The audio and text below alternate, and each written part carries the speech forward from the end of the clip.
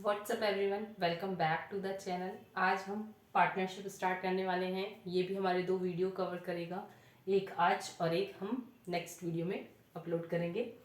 देखते हैं partnership. The Indian partnership act 1932 define partnership as the relation between person who have agreed to share the profit of the business carried on by all or any one of them acting for all। Partnership का means क्या होता है? जो हमारी Indian partnership act में define किया गया है, जो हमारी इंडियन पार्टनरशिप एक्ट 1932 में है कि पार्टनरशिप एक ऐसा रिलेशन है। रिलेशन मतलब व्यवहार उसका उन पर्सन्स के बीच में है, मतलब उन पार्टनर्स के बीच में है जो कि एग्री करते हैं शेयर, जो भी हमें जिस भी रेशियो में हमें प्रॉफिट और लॉस डिस्ट्रीब्यूट करना है उस शेयर का। और रिलेशन क्या है? एक ऐसा एग्रीमेंट बनाते हैं हम, लीगल एग्रीमेंट। ठीक है, क्या रिलेशन है उनका? लीगल एग्रीमेंट बनता है उसमें पार्टनर्स के बीच में, जो कि शेयर करते हैं। रेशियो में उनका एक रेशियो फिक्स होता है, उस लीगल एग्रीमेंट में मेंशन होता है ये कि उसे कितना परसेंट लॉस दिया जाएगा या कितना जो भी परसेंट प्रॉफिट होगा लॉस होगा वो किस परसेंट में किस रेशियो में उन्हें डिस्ट्रीब्यूट करेंगे। ठीक है, of a business carried on by all. ये देखिए, ये मेन है, कैरिड ऑन बाय ऑल और any one of them acting for all. या तो सारे मिलके वो बिजनेस चलाएंगे, ठीक है, या फिर अगर उनमें से कोई भी बिजनेस चलाता है तो माननी उनको सबको पड़ेगी। फॉर एग्जाम्पल मैं आप बात करती हूँ कि हमारे पास 4 पार्टनर हैं, राम, श्याम, सीता एंड गीता। ओके, ये हमारे 4 पार्टनर्स हैं। ठीक है, अगर एट अ टाइम एक दिन अगर गीता नहीं आती है तो वो एब्सेंट है, तो राम, श्याम, सीता उस बिजनेस को चलाएंगे, उस पार्टनरशिप को चलाएंगे। अगर इन तीनों ने कोई डिसीजन लिया और जो है बिजनेस लॉस में चला गया तो उसे गीता भी बियर करेगी। ऐसे नहीं कि डिसीजन इन तीनों ने लिया है तो गीता का उसमें कोई रोल नहीं है तो वो उसमें इन्वॉल्व नहीं है। वो अगर प्रॉफिट होता है तो भी इन्वॉल्व रहेगी और लॉस होता है तो भी इन्वॉल्व रहेगी।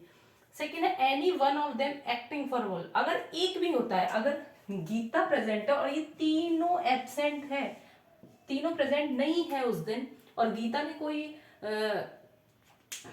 कोई डिसीजन लिया तो वो इन तीनों पे भी लायबल होगी कि वो जो भी अगर उस डिसीजन से जो भी प्रॉफिट हुआ है, लॉस हुआ है, जो कुछ भी हुआ है वो सब ये भी बियर करेंगे। मतलब इसमें ये है any one of them acting for all, चाहे एक ही हो लेकिन वर्क सब काउंटेबल सबका होगा।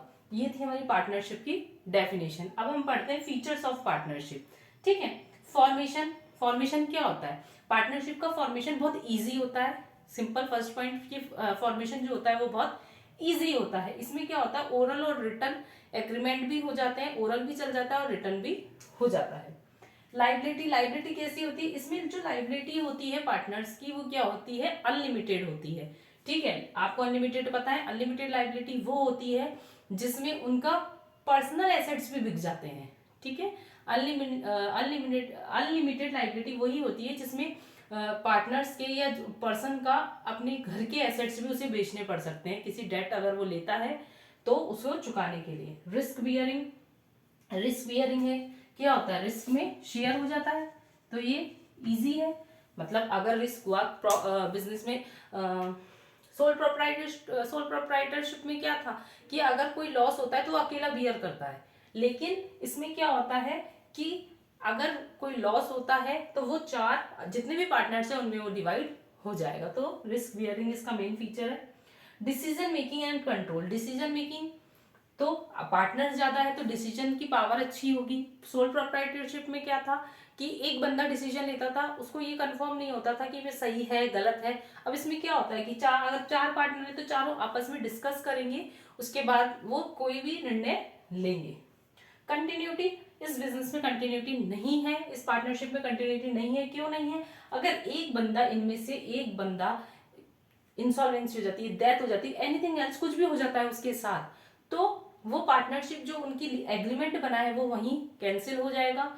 उनको अगर तीनों को फिर बिजनेस रन करना है तो उनको नया एग्रीमेंट बनाना पड़ेगा। ठीक है, तो इस बिजनेस में बिल्कुल भी, इस पार्टनरशिप में बिल्कुल भी कंटिन्यूटी नहीं है।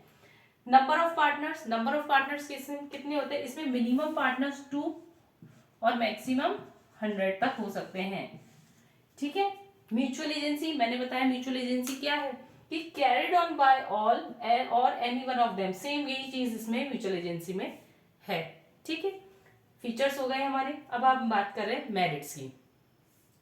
Ease of formation and closure, मैंने अभी आपको स्टार्टिंग में बता दिया कि जो फॉर्मेशन होता है इसका इजी होता है और क्लोजिंग करना भी इसको बहुत इजी होता है, तो ये एक इसका मेरिट है। Balance decision making, decision making में क्या होता है? बैलेंस होता है। 4 जने कोई डिसीजन लेंगे तो वो ऑब्वियसली बात है, अगर हमें कोई प्रॉब्लम होती है, हम किसी चीज पर डिस्कस कर रहे हैं, हमें कोई प्रॉब्लम हुई तो हम घर के अपने बड़ों से शेयर करते हैं या किसी ऐसे बंदे से शेयर करते हैं कि ठीक है वो हमको सही राय देगा, तो हम उससे शेयर करते हैं कि अगर ऐसा होगा तो ऐसा हो सकता है, तो अपनी बात वो हमें बताता है कि नहीं तुम्हें ऐसा करना चाहिए। ठीक है, तो वैसे ही इसमें सोल प्रोप्राइटरशिप में क्या था, वो अकेला ही डिसीजन ले रहा था, तो उसे ये कंफर्म नहीं होता था कि हर फील्ड की नॉलेज नहीं होती थी, तो वही कंफर्म नहीं होता था कि सही डिसीजन होगा या नहीं होगा। लेकिन इसमें क्या होता है? बैलेंस डिसीजन होता है।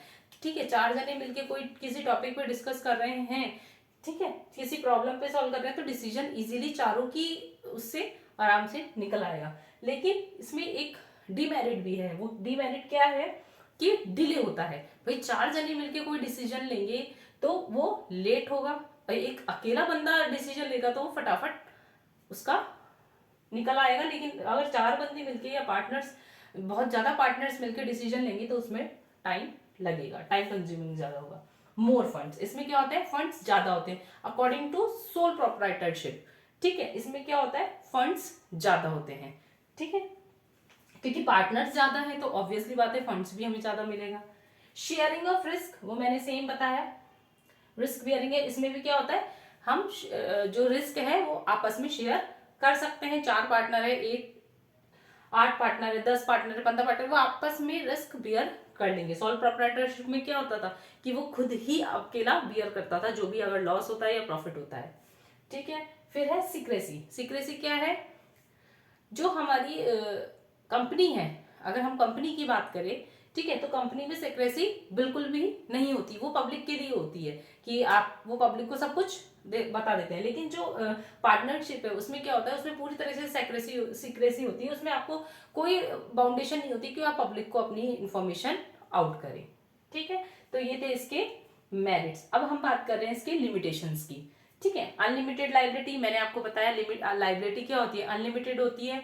अगर वो कोई डेट्स लेते हैं और वो नहीं चुका पाते अपनी बिजनेस से तो उनके पर्सनल एसेट्स भी बेचने पड़ते हैं उनको। लिमिटेड रिसोर्सेज, अब आप बोलेंगे कि मैम अभी तो आपने बोला था कि मोर फंड्स, इसमें बहुत फंड्स होते हैं, अब आप कह रही है लिमिटेड रिसोर्सेज, तो हमने मोर फंड्स किसकी बात करी थी कि अकॉर्डिंग टू सोल प्रोप्राइटरशिप इसको फंड ज्यादा मिलते हैं, लेकिन अकॉर्डिंग टू कंपनी, अगर हम कंपनी की बात करें तो कंपनी में तो कितने होते हैं? उससे कम इसका रिसोर्सेज होता है, मतलब इसके लिमिटेड रिसोर्सेज होते हैं अकॉर्डिंग टू कंपनी। लेकिन अगर हम सोल प्रोप्राइटरशिप की बात कर रहे हैं तो उससे ज्यादा होते हैं। ठीक है, फिर हम बात करते हैं पॉसिबिलिटी ऑफ कॉन्फ्लिक्ट। ठीक है, कॉन्फ्लिक्ट ऑब्वियसली बात है, जब 4 बोलते हैं ना, वो कहावत नहीं है क्या कि घर में 4 बर्तन होंगे तो बजेंगे ही, वैसे ही जितने पार्टनर ज्यादा होंगे उतनी लड़ाई झगड़ा भी होगा। कोई कुछ और किसी ने कोई डिसीजन लिया है, किसी ने कोई, किसी के डिसीजन मैच नहीं कर रहे हैं तो वो लड़ाई होगी ही। तो पॉसिबिलिटी ऑफ कॉन्फ्लिक्ट इसमें ज्यादा होता है। ठीक है, लैक ऑफ कंटिन्यूटी, कंटिन्यूटी नहीं हो सकती इसमें। क्यों? अगर एक पर्सन इंसॉल्वेंसी होता है, बैंकक्रप्ट हो जाता है या फिर डेथ हो जाती है तो वो क्या होता है? वो बिजनेस कंटिन्यू नहीं चल सकता, उसे वहीं बंद करना पड़ेगा। और जो बाकी बंदे हैं अगर उन्हें वो बिजनेस कंटिन्यू करना है तो उन्हें नया लीगल एग्रीमेंट बनाना पड़ेगा। ठीक है, तभी वो कंटिन्यू कर सकते हैं। लैक ऑफ पब्लिक कॉन्फिडेंस, इसमें क्या होता है? पब्लिक का कॉन्फिडेंस कम होता है। क्यों होता है? क्योंकि आप, मैंने क्या बोला, सीक्रेसी है, पब्लिक को आप कुछ बात नहीं बता रहे, अपने बिजनेस की कोई इंफॉर्मेशन नहीं दे रहे, तो फिर पब्लिक का जो कॉन्फिडेंस है वो ऑब्वियसली कम होगा। कंपनी में क्या होता है? सारी डिटेल्स पब्लिक को बता दी जाती है। ठीक है, तो उसमें पब्लिक का कॉन्फिडेंस बिल्ड होता है। लेकिन इसमें पब्लिक का कॉन्फिडेंस कम होता है। क्यों? क्योंकि इसमें जो बिजनेस है उसकी इंफॉर्मेशन सीक्रेट रखी जाती है। ठीक है, मुझे लग आप लोगों को ये समझ में आ गया होगा। एक बार आप इसे नोट डाउन कर लीजिए। कल हम इसका नेक्स्ट वीडियो अपलोड करेंगे, उसके बाद हमारा ये चैप्टर बिजनेस स्टडीज का चैप्टर 2 कंप्लीट हो चुका है। Thank you.